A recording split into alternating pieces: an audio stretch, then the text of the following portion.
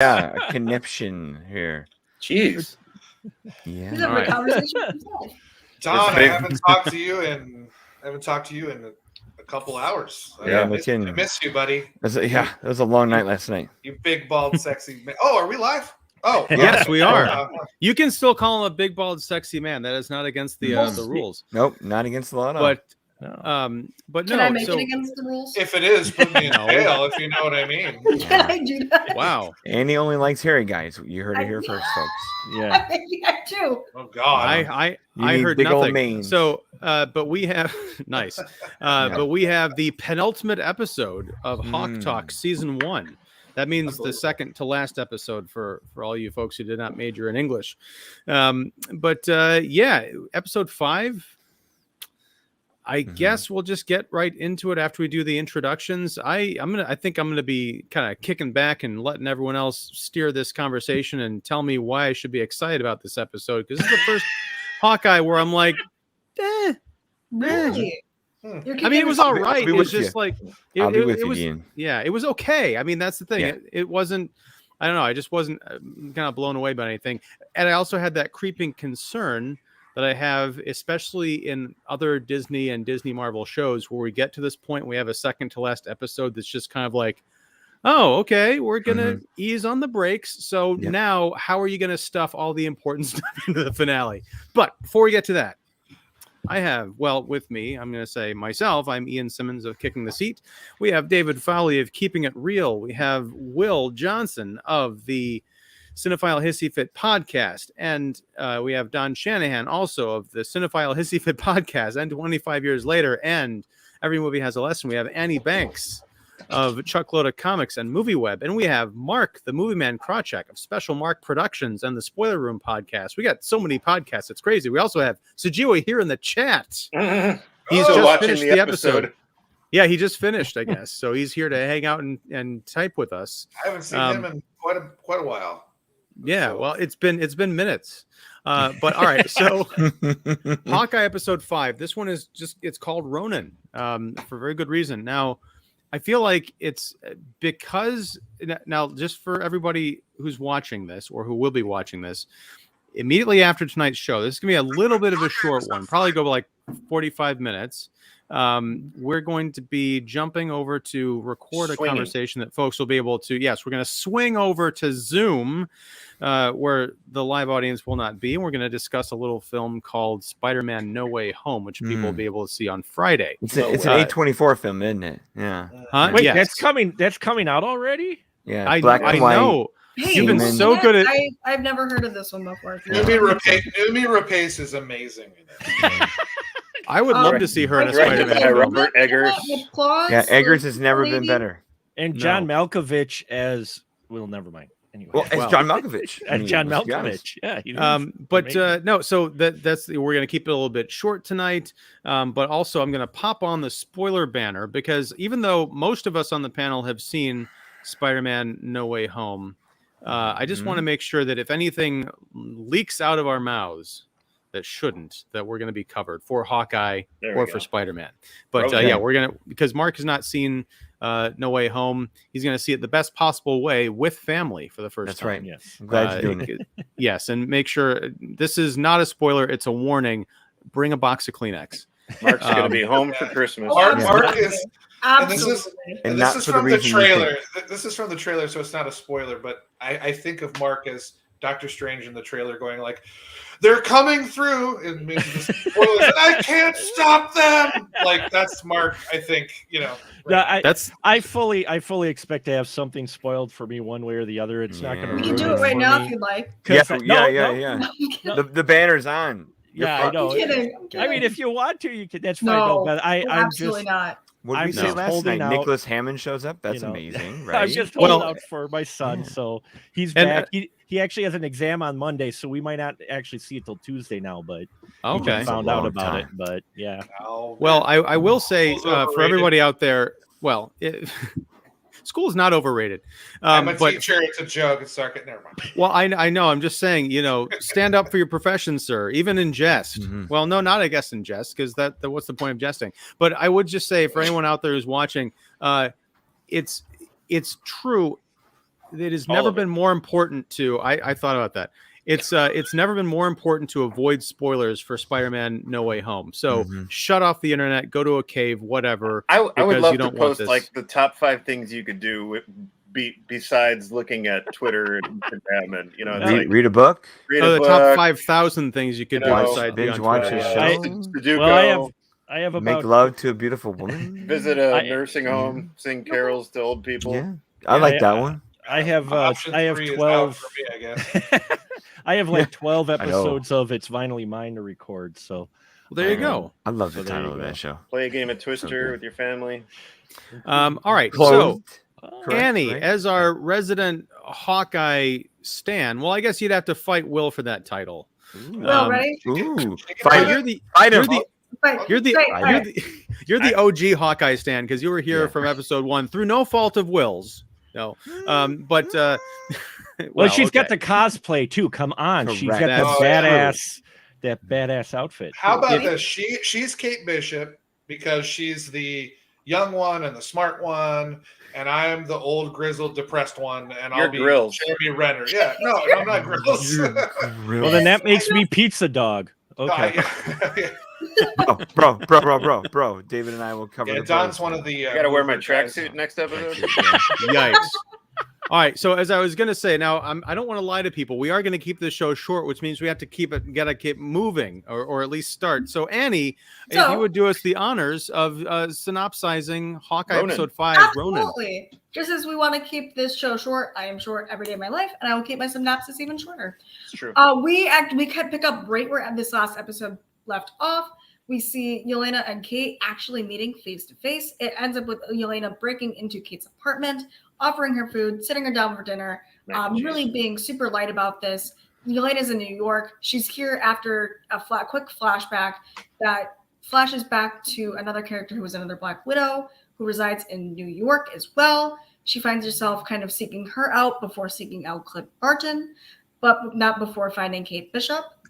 She explains who she is, why she's there, what she wants, leaving Kate to kind of dig a little deeper into Natasha's past. Going into Natasha's past, we learn more about Clint kind of coming to terms with the Ronin resurfacing, wanting to seek out his vengeance after what happened to Jack in the past episode, after his tax evasion and other illegal activities were brought to light by Kate to Eleanor, her mother. From there, we watch Clint kind of regress. He reaches out to the tracksuit mafia and Echo, who is with Kazi. He tells them where to. Sorry. Okay. We're good. About. One of my dolls came to life, I guess. I don't know. That would help fill number 3 for you, Bro. Bro. Hey, two birds with one stone. They're action figures, not dolls. Now they're dolls. Anyway, continue, Annie. No, unless you'd like to talk about your doll collection, that's fine. No, so Clint I got a reaches tire out to inflator in Kazi here and if you Echo. guys- They meet. Clint regains his identity as the Ronin from the name of the episode, Ronin, after going to Natasha's memorial at the point of the Avengers battle in 2012. Gives her a really gorgeous eulogy, very nice eulogy, and then apologizes for what he's about to do. From this, we are introduced to a photo of, or we are introduced to Kingpin from a photo of him and Eleanor together, reintroducing Kingpin from Daredevil into the Marvel Cinematic Universe. Did I miss anything? Not bad. Here. No. Hey! Hey, there you go. Now, here's a question. Do we know that that's actually Kingpin, or is it just a picture I thought it was of Doc. Eleanor? Is it just a picture of Eleanor with actor Vincent D'Onofrio? Would you like me to repeat Cosplay. the story I told off camera about spoilers? Because if I can, I feel it's pretty funny, but I won't if it's too long of an episode. No. But Well, no, That's it still doesn't prove the point though, because it's the actor Vincent True. D'Onofrio tweeting about himself. He says, "I'm in the show." yeah, something like that. And my main point I was making when we were off camera was that like I survived No Way Home without being spoiled, and then the minute I open up Twitter before I watch Hawkeye, Vincent D'Onofrio himself spoils the ending of Hawkeye. So I'm going to say that it's 1% likely it is the actor Vincent D'Onofrio 99%.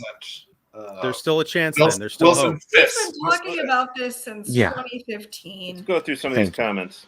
Yeah. All right. Yeah. Let's hit get to this, the comments. Okay. Wow. Yeah. We're gonna spend the entire episode going through comments. I agree with Elliot. Okay. Kind of. All right. We'll start up here with Sajiwa. Type minimalist in style episode. Yeah. Sure. That's a way of putting it. Directors British directing duo of Amber Finlayson and Katie Elwood, who are credited as Bert and Bertie. Yeah. Okay. Go see Troop Zero. Yeah. Okay. Oh, that's they did that. All right. I like that movie. It's really well This done. is high praise. I know this gentleman, and he's a little. We have some fights every now and then on Twitter about what true cinema is, and to say that this is one of the best TV shows, that's impressive. I'll tell Scorsese. Nice. All right, now Elliot. I just don't get how Yelena can say she was hired by Redacted. It's Eleanor. When we all saw the Contessa doing it at the end of Black Widow. Well, here's the thing. She offends. The thing, Ben Grimm. I was gonna say because Eleanor could have hired the Black Widow through Julia Louis-Dreyfus. Yeah. Okay. Because it looks like she's kind of setting up her own like mini, non-Avengers unit, so they could be She could be like contracting superpowered people. Are they supposed to be the Thunderbolts? Thunderbolts, I believe, because Thunderbolt Ross, I believe, is going to be the overseeing head of that, and we've already got Zemo in jail and Abomination in jail. Free him! He did nothing wrong. Free him. Free Zemo. Free my boy Baron Zemo. Yes. And very good acting by Flo Pugh. I agree there. But she's only a good actress, though. Yes, she's a good regular actor. This is a good role for her. It feels very natural. It feels. I love her accent. I do too. Yeah, it's cool. She kept it consistent. I mean, she gets some long dialogue, and you're like, wow, okay, no, she's into this character. She's just very effortless and very, natural in the part. It doesn't feel, very forced or anything. She's very comfortable in the role. And we saw that a little bit, obviously, in Black Widow, but here is just she feels very relaxed. I mean, she's sitting there making mac and cheese for Kate.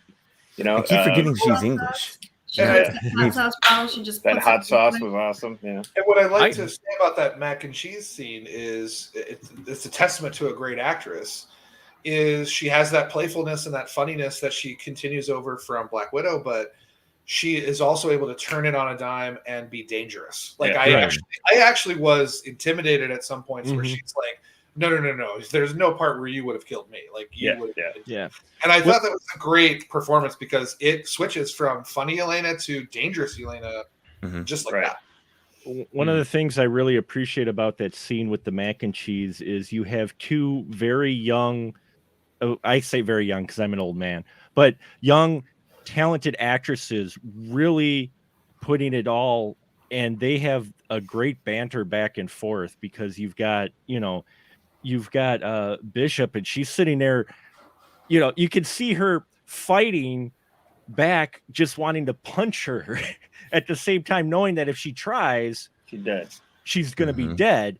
But at the same time, she's making a convincing argument. Yelena's making a convincing argument for something. So you can see her really torn. And I just love the emotion and everything about that, because there's tension, yet it gets released just a little where they joke. Suddenly they talk about what restaurant to eat at in New York. And then it fires right back. She goes, you're telling me, you keep calling me Kate Bishop because you're just reminding me that you know exactly who I am, right? She's like, well, yeah, of course. I mean, it was a great sparring over just mac and cheese between two talented, actresses who I both have very much enjoyed the body of their work. Yeah. Sorry, I wasn't raising my hand at you. I was no, that's fine. I was looking at one of the chats, and I was just this reminds me of my Twitter hell that I'm in. All right. I've been into an area where they have the Avengers plaque near 42nd Street. I recognize that red overpass. There's a restaurant near there that I've been to. Cool. Yeah, that was a nice. I liked seeing that plaque because it was a nice little tribute, and it looked very much like something you would, an actual conflict memorial. Close to Grand Central. All right. He only killed a bunch of Wakandans. This is the Zemo did nothing wrong. Our counter to that. Zemo did nothing wrong. What do you say to that, Annie? Free my boy. Wow. Where's E-Man? Where's E-Man? Why can't we get like a free... You just like his dance moves. E-Man's way He's bigger too good than for us. us. All of us. Yeah, he's too big. Well, yeah. Yes. Yeah, he's He's he's a retiree. I talked to him last night, and man, he's just got no time. Although he was on like TMZ and Yahoo News today talking about he's got no time T'Challa. for us. Is what Yeah. you're saying. But when Exactly. TMZ and Yahoo give him a call, We're the old Little Rascals clubhouse for him. Yeah. I am not going to begrudge the man me getting neither. his cause out there and getting more exposure. Because honestly, the recast T'Challa thing, it was like he was really into it, and he's never stopped caring about that. But it seemed like the popularity kind of like ebbed and flows, and now it's getting a bit more momentum. So yeah, it's kind of exciting. I don't know that anything will come of it, but stranger ships have sailed. All right. This episode good because it feels real, not like most Marvel shows or eps where things are weird and CGI with immortal beings. Yeah, I can give you that. So I have a question for all you guys, and you guys meaning everybody, obviously. The colloquial guys. Yes. Sorry. We're 5 episodes in. There's one more left. What would you say that this season, this show, because we've only had one season, what would you say the overall themes are here? Family. Sure. Yeah. Thanks, Vin Diesel. Family.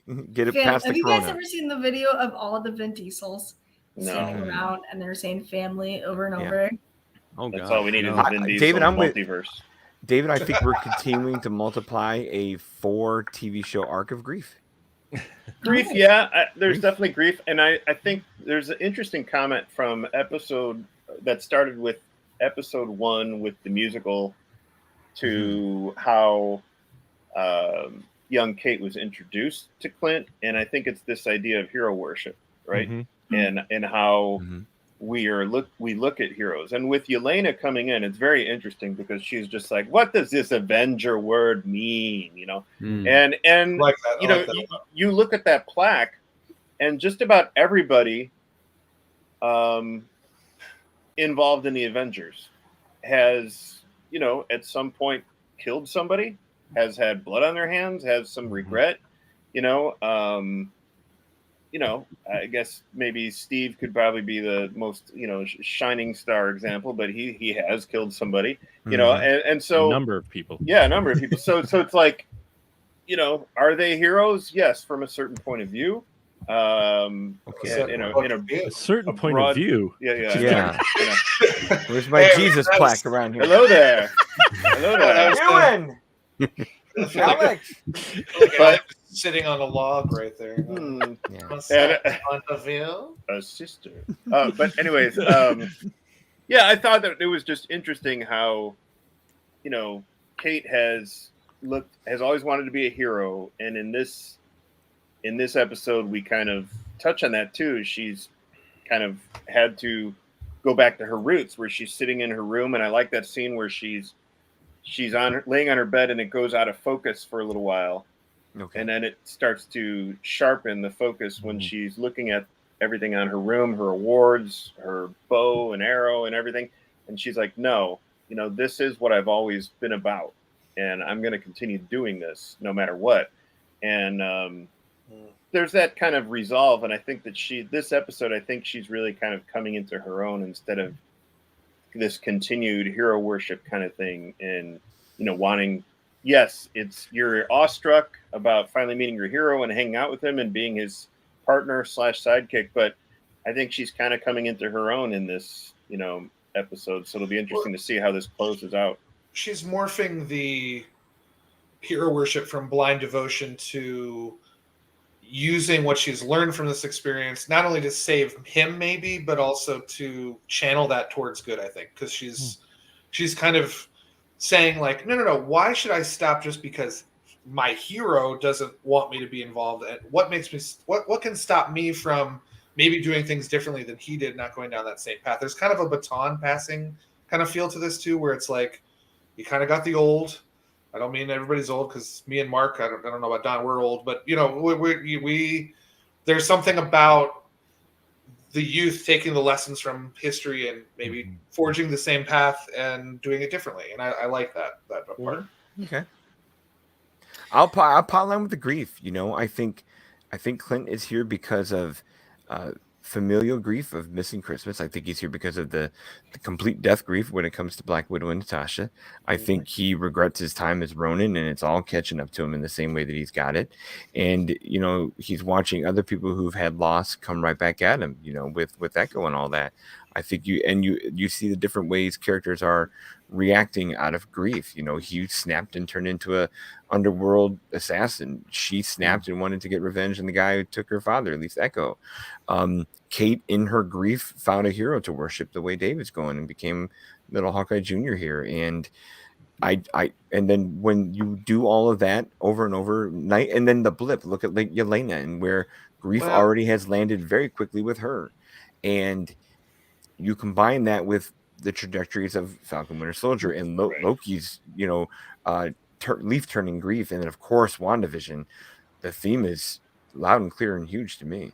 I really like how they brought a different perspective of the blip. I love the perspective of the really blip. Cool. That was we haven't seen that yet before. We've seen it. I think sort of one other time with Monica Rambeau. She's in the hospital on her mother's deathbed. She wakes up. I have two complaints about that. Is I feel that, and I know there's not much time to get this stuff done because there's so many characters and so many things you have to do. 6 episodes, yeah. But I do feel like in the Monica Rambeau situation and the Yelena situation, I feel like it's used a little bit more for shock / oh, that's cool value than actual character introspection, because I feel like if you're gone for 5 years, like they kind of touch on in Falcon and the Winter Soldier, they had a little bit more time where like Sam Wilson's like, well, where the hell did I go? I don't have any money. I can't get loans. You know what? And then the whole plot of that show is about people that feel like, you know, they shouldn't have borders anymore. Like that kind of functions around the blip. And I feel like this one was a really cool visual effect, but I just kind of feel like they skipped around how truly like awful that would be for them too, for the person who snapped and just wakes up in a new place. Right. Yeah.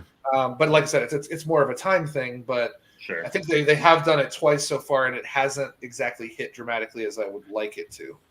But there were one cool thing with this episode. Well, there are a lot of cool things. One thing I liked was how they handled a bit of Ronin dropping the seed of suspicion into Echo's ear, but doing it a lot more subtly than we've seen it in like in other movies or even other shows. The way he Martha, yeah, I know, yeah.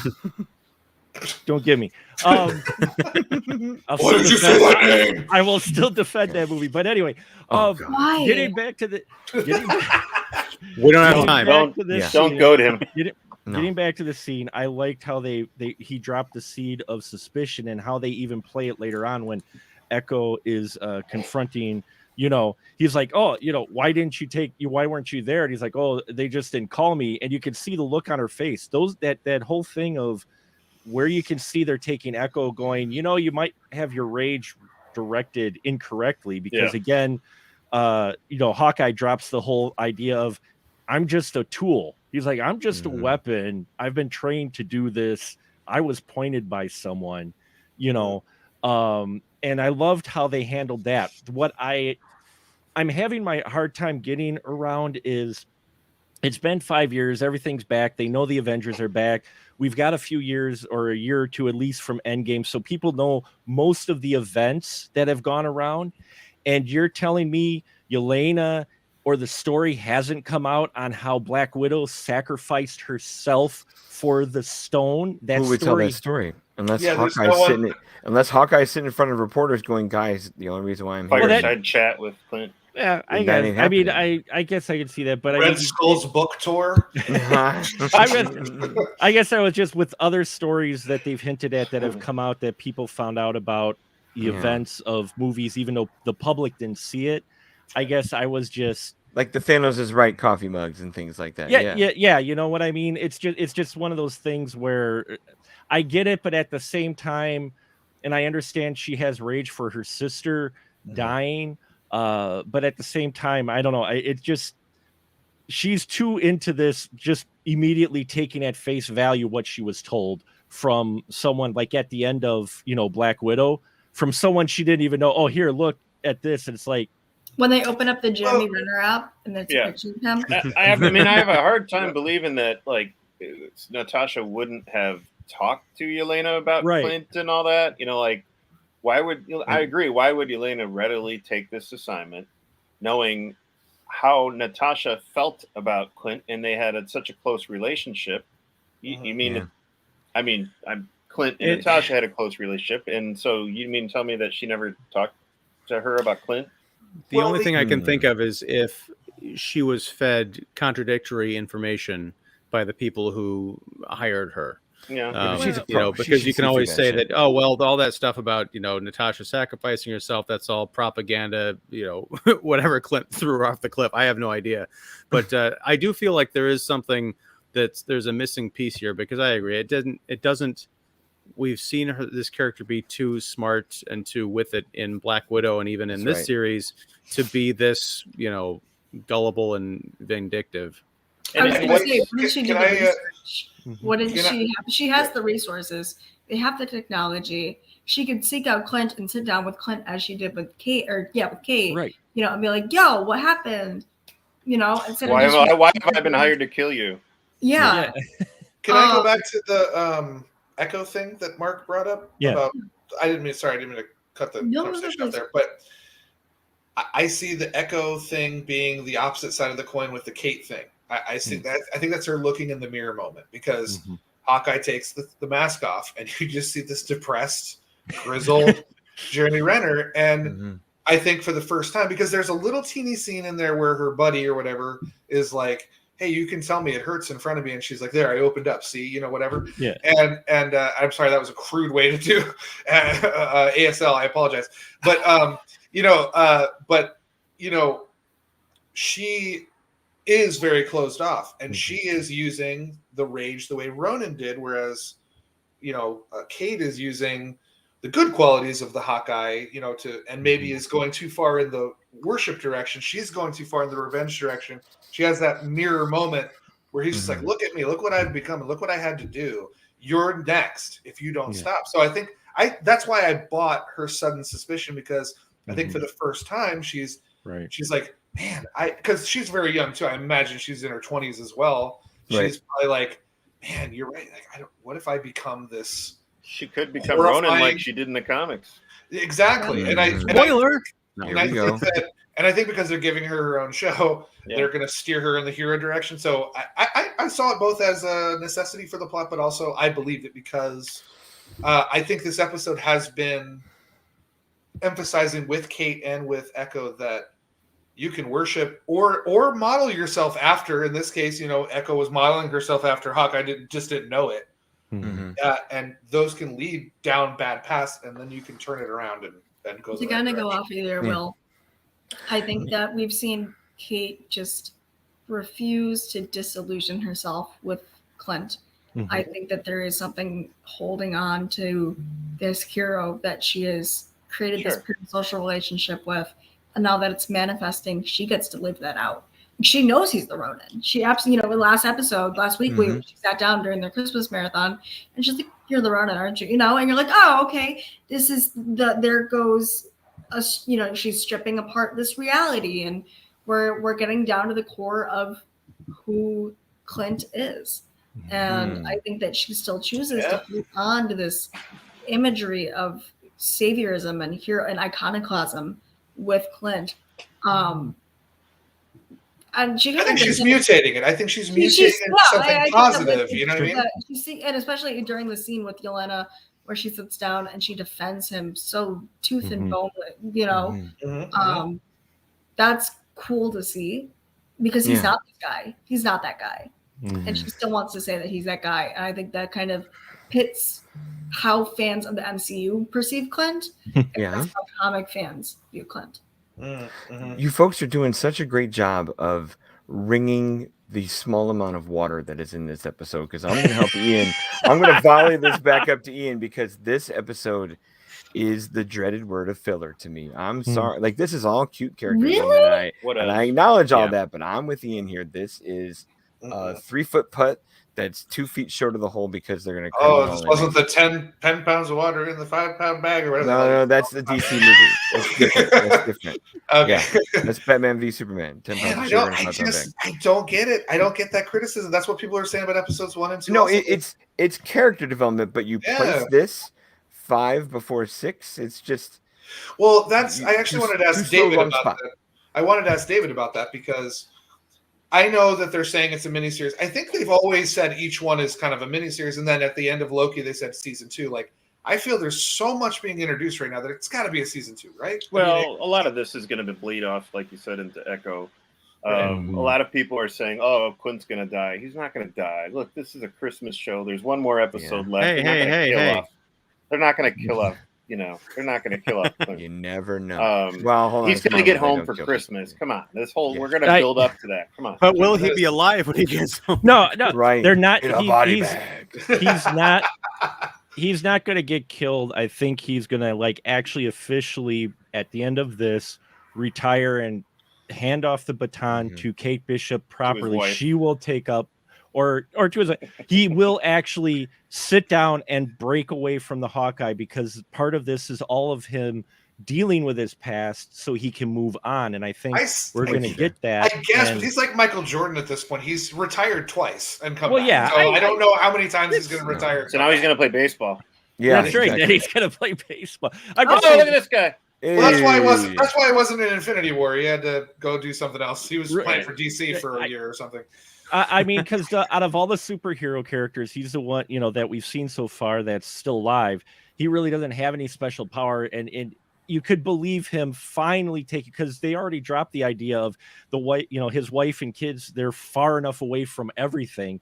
He's going to go there and say, "Hey, Kate," he's going to put this trauma to bed as best he could, and then go on, and then maybe go into hiding, and then maybe be like a mentor, Miyagi, or occasionally give advice to Kate Bishop. But Bishop at this point is, in this episode, she is on her own. She still sees Clint as the hero, but you could see how she's almost starting to build up, going, I could even do it better. Yeah. 100%, Mark. I think that's exactly where this is going. This is a retirement lap for Clint Barton. I can't remember from my Hawkeye detractors if it was Ian. Ian, are you the one that told me you hate the line in Civil War where when he talks about retiring and he goes, you should, Tony's like, you should play some golf. And he goes, I did. Played 18, shot 18. I just can't seem to miss. Was that you that said they hated that line so much? I can't remember. I don't know if we actually talked about it, but I did. I hate that line. Yeah, it still doesn't work. And I think part of it is, Renner's delivery in that moment was just so awkward. Maybe if I actually gave a shit about golf, I'd get it. But I was like, is that supposed to mean something? Anyhow, 18 holes in one, because never mind. Forget it. I've seen movies. He hit the ball 18 times. Okay. 18 holes, 18 shot in 18. If I'm going to watch a movie featuring 18 holes, it's not going to be from Disney. Anyway, Mike Crowley in the house. Give us, now we are keeping this episode short because we're going to be jumping over to talk about another thing soon. Yes. But high level thoughts on HAWKEYE. Are you in the Don and I have played the F card filler. Yeah. You're damn right. But we are in the minority. Well, just give us what did you think of this episode? Well, we got a big reveal at the end. Are we already talking about that? Because I have a big question about that. You got to. We're talking spoilers. Everything is fair game. Okay, so was that Vincent D'Onofrio? Because he looked kind of thin. Yes. No, that was him. That was him. That was Vincent D'Onofrio. Okay. No good. Vincent D'Onofrio. That's a good one. Oh man, someone's on fire tonight. Yep. Wow, you just walked into a good one. I don't know if you got my phone. It buzzed and it's like, in case you missed it, HAWKEYE spoilers. I was like, okay, I guess I missed it. I'm reading the thing that says spoilers. My phone's picking up the word HAWKEYE. It's like your algorithm is mine now. Oh, there you go. There you go. All right, so, but yes, Vincent D'Onofrio. It is. High level thoughts. Aside from the Vincent D'Onofrio cameo, I thought this was a good way to really kind of, because I was wondering how are they going to bring Yelena's story into this, where I'm not going to be rolling my eyes or whatever, right? And it was kind of an interesting way to introduce her, you know, because she gets up, she's talking to someone, she washes her face, and you know, you see like sort of like this weird sort of, it looks like she got snapped, but you can't tell, you know, from the main image. And then when she returns, it says 5 years later, and I'm like, wait, did I skip something when I was watching this? What's wrong with me? I rewound it. I'm like, oh, I think I see what she did. And then you get 5 years went by.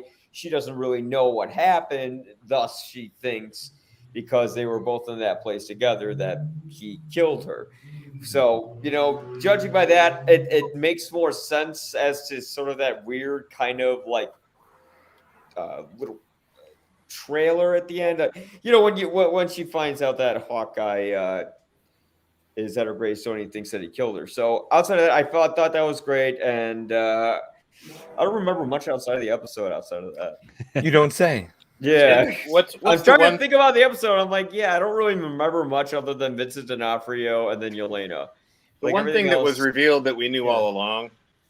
It was Agatha. Yeah, it was Yeah. Eleanor all along. It was You know, it's like Eleanor. Yeah. I just realized I feel like Mike Kurkowski from Monsters Inc. when he's Oh yeah, thing in front of his face. yeah. I just was something like this. I don't. Interesting. Yeah. Just lean over. They got your good side. It's good. I mean, it was This is obvious. why we do a podcast and not a YouTube show, right there. I have a face for radio. That's what Yeah.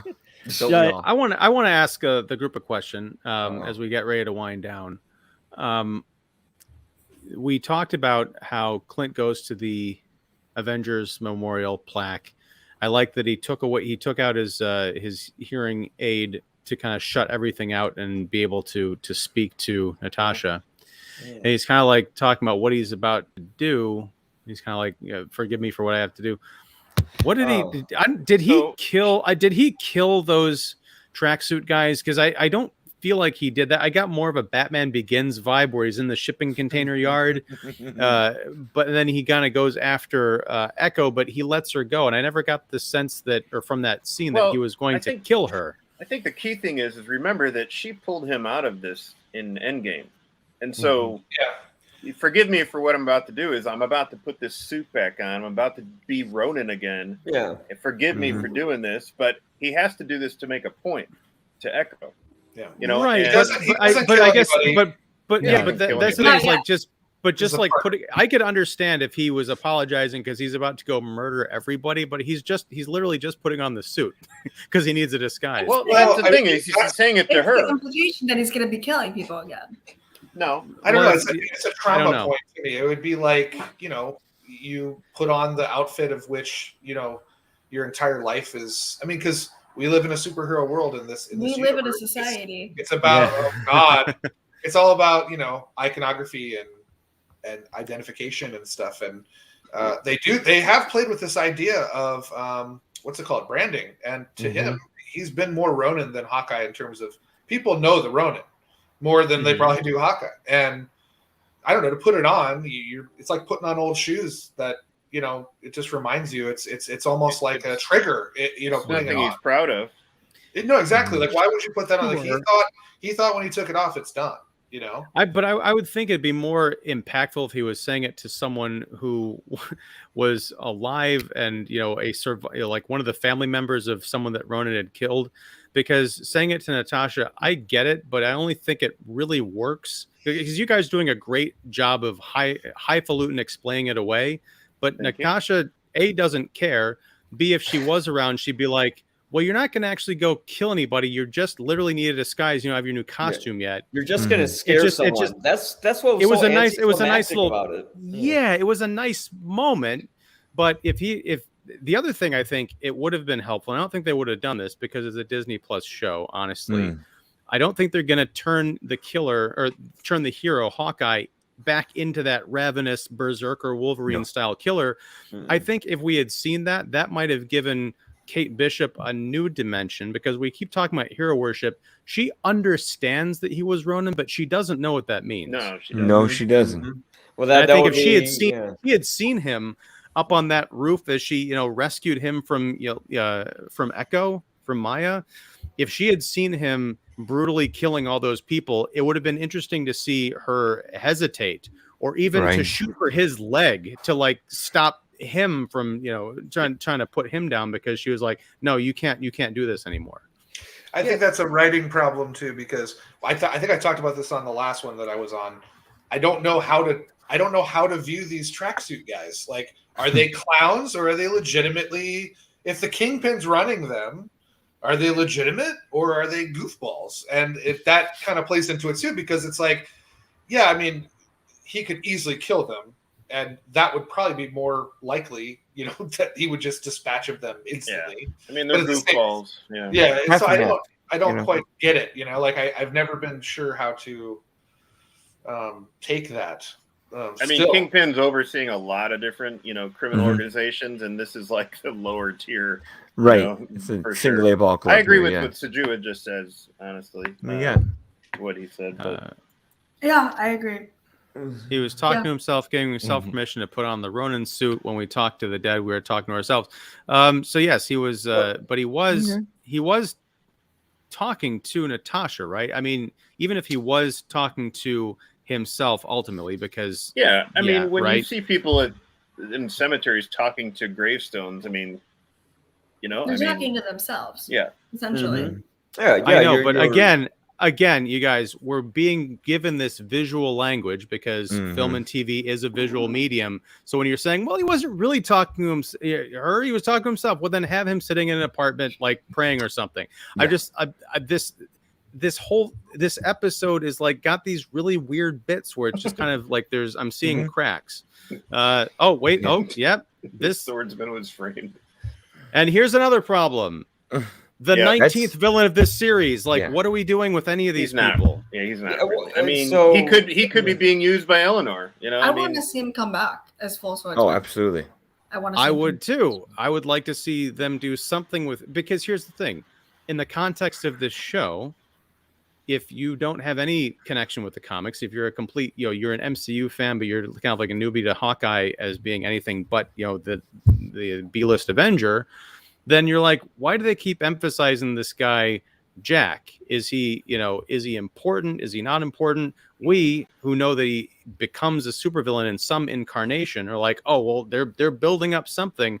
But if they get to the end of this, episode 6, because now they got to deal with the Kingpin and Yelena and Eleanor and all this other stuff, and we haven't even seen the emergence of Clown. If it just turns out that Jack is like, yeah, they had me at the cop shop and they didn't find anything, or yeah, he's going down for embezzlement, it's like, well, it's Mephisto all over again. No, they did the same thing in WandaVision with the guy who was heading Sword. He ended up being a complete non-entity that gets arrested at the end, and I was like, that's it? He just gets arrested? I don't even remember his name. He was so unimportant. The Sword guy, that's all I remember. But, yeah, good luck, y'all. Something about swords with the swordsman and then the head of all right, well, I think, let's see, visually how they did it was better with him than him talking in a room. Sure. I did think visually that sequence was nice. I wish the camera just stayed in one shot of him straight on talking as if he was talking to the camera himself. But because they had him slightly at an angle, it wasn't as effective, especially when they had that second shot straight to the right. That was like a 2-shot. I felt like that kind of took away some of the emotion of that sequence. But again, the delivery, I have to agree with Ian. I didn't like how, oh my God, he's going to do something horrible. And he's just like, don't kill my family. I'm threatening you. It's like, okay, go ahead and threaten her. So just a little later anyways. I think the one argument with that is, for him personally, it was more what the Ronin costume stood for than anything else. By him putting the Ronin costume on, it gave him potential. He didn't, but he knows what he could become putting the Ronin suit on. So he's apologizing for putting it on because he knows what he could become with it. So yeah, he may not have killed the tracksuit guys, but him with the suit on in the Ronin, in the Ronin flip switch of his weapon that he could easily kill someone and not even bat an eye. And I think that's where the apology was coming in. It wasn't so much the fact of he is actually going to kill someone. It's the fact of he's putting on something that means like this dark past to himself, and he has to put it on. And when he puts it on, he knows, kind of like a junkie, he knows, Yeah, I could just kill I get what you're saying, but Yeah. again, And a sword is more brutal than a bow, you know? Right, but I still Yeah, don't I think get it the reads. symbolism, but it's like I get it, but so what? Unless it's like a Nazi symbol on there, like I don't get it. You know? Well, but here's the thing: like he doesn't do anything in that car lot that Hawkeye wouldn't do, and so I don't know. Like I said, sword to bow, he's in your face doing melee. But I'm talking about in terms of the brutality, in terms of the methods. If he's standing there, if he's working out in his head, like, am I prepared to go kill Echo? Then I understand, but there needs to be a bit more conflict in what happens in that. I don't think he ever wanted to kill her. Right. No, so then again, it goes back to what's the significance of putting on the Ronin costume? He could have just gone there as Hawkeye and done the exact same thing. If he was just going to reveal himself. Revealing his face to her, and she never knew that he was right. Ronin. He could pull the jacket out of a backpack and be like, so you know, what? Here you go. It's more impacting if he's wearing the outfit. And demonstrating his capability of like, hey, at the tip of my sword, you could be done right now, and you're not, because I'm a different man than what I was when I wore this suit. They've already done that in episode 2, I think it was, or 3, where she was like, "Oh, so you're telling me Black Widow killed Ronin and you were there, but no one can prove that." And they believe automatically that what's her name, Kate, is the Ronin because she wore the costume once. So yes, it's a little dramatic license, but it's also a little bit necessary for her to be like, "Look, this is what you will be if you do not stop." Like, sure, but then again, it is also known to have been a stolen costume, so Clint Barton could put it on and be like, "See, that's this why is the he proof fights that I and was Ronin." demonstrates. And it's like, well, not really. Well, that's why he takes out all her guys. But that's why he takes all her guys. But Clint Barton could also do that. But with arrows, but Clint Barton wouldn't play Batman like Ronin did. Clint Barton would come up right away and not come out from the shadows. Echo does not know this. She does if she knows the Legend of the Ronin. Like, she knows the character of the Ronin. She's witnessed Ronin doing that. But here's the thing. So go show Ronin. Everybody knows the Legend of the Ronin. What I'm saying is this is a world where you've got vigilantes and heroes and people running around. They can all do jujitsu and martial arts and stuff. I'm just saying I understand everything that you guys are talking about. I'm saying as far as dramatic license, putting on that suit, I think should have really meant something in this episode, and I don't think it really did for the end result. Yeah. I think it would have been more interesting if you saw him maybe pushed to some sort of physical altercation where he almost goes to a dark place, where he almost like is gonna kill someone, but he holds himself back. Yeah, I think wearing it and having to use that where he's sword, like, I'm gonna do it. That laugh was because of the comment. Yeah. Sorry, I didn't mean to laugh. It was just Sajiwa's laugh. No, I know. Yeah. I was like, no, I wasn't laughing at you. It sounds like that too. Well, it is time to wrap up it is time to wrap up the show because we are actually running late for the other show that we're going to do. Started this show done. He did. I kind of did. He said so. I mean, this is honestly more substance and conversation than I thought we were going to get out of it. So, So I'm still. I'm not excited for next week. I'm nervous because they have a lot of loose ends to wrap up. I'm hoping it's like an hour and a half extended episode or something for the Hawkeye finale. No, I'm sure they'll wrap it up. I think they'll do a good job. We said the same thing about Mandalorian season 2, and then we were like, that was beautiful though in the end. Some people did. Oh, that's right. I forgot. Humbug, man. Humbug. Yeah. Better end your show before you get in trouble. Come on. Yeah. All right. See you later. All right. Well, yeah. Thanks, everybody. This has been HawkTalk, episode 4, but we're talking about episode 5 because I did the 1-2 punch in the beginning. But I am, as always, Ian Simmons. We have David Fowlie of Keeping It Real, Will Johnson of the Cinephile Hissy Fit podcast, Don Shanahan of the Cinephile Hissy Fit podcast. 25 years later, every movie has a lesson. Annie Banks of Chuckload of Comics and Movie Web. Mark the Movie Man Krawcheck from Special Mark Productions and the Spoiler Room podcast. Mike Crowley of 25 Years Later and you'll probably agree, YPA Reviews. Wow, I'm just gonna get like a new scroller down there to have everybody's names pop up or something because this is exhausting. Or I'll just have you guys introduce yourself. Whoa. David wow. Wow. Yeah. That is not cool. I understand people are tired of me talking, but geez. Yeah. All right. Anyway, have a great night, everybody. For those out there who joined us, thank you for joining us live. Thank you for Sajiwa for keeping the comments lively, and also Elliot.